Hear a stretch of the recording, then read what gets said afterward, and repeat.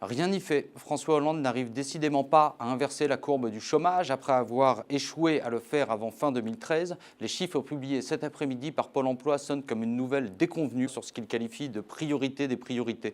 En janvier, le nombre de demandeurs d'emploi a ainsi augmenté de 8 900 pour les chômeurs qui n'ont pas du tout travaillé dans le mois, 23 000 si on ajoute ceux qui ont en partie travaillé dans le mois.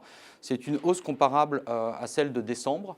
Et surtout, c'est le troisième mois de rang que le chômage augmente en France, alors qu'en octobre, dernière baisse enregistrée, le ton était plutôt côté gouvernement de commencer à crier victoire.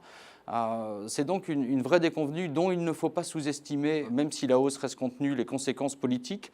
Première conséquence, la négociation sur l'UNEDIC, les conditions d'assurance chômage qui reprend demain, devrait encore plus se durcir. Les syndicats y trouveront une raison de ne surtout pas revenir sur les droits des chômeurs.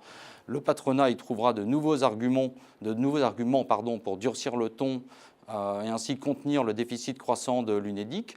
Seconde conséquence, évidemment, elle est directement liée au pacte de responsabilité pour lequel les partenaires sociaux se retrouveront cette fois-ci vendredi et sur lequel le gouvernement mise désormais tout pour arriver à relancer les créations d'emplois sans lesquelles le chômage ne pourra pas reculer. Le ministre du Travail, Michel Sapin, qui s'est exprimé ce matin en marge d'un déplacement au Salon de l'Agriculture, a été extrêmement clair sur ce point.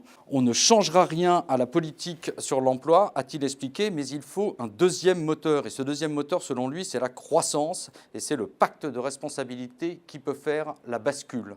En attendant, au détour, il a marqué un nouvel objectif. Il doit y avoir moins de chômeurs à la fin de l'année qu'au début. Il faut faire reculer le chômage, a-t-il expliqué, dans une déclaration bien plus prudente que précédemment et qui sonnait un petit peu comme une redite de l'objectif d'inverser la courbe du chômage avant la fin 2013, ce qui montre que le pari est encore très très loin d'être gagné.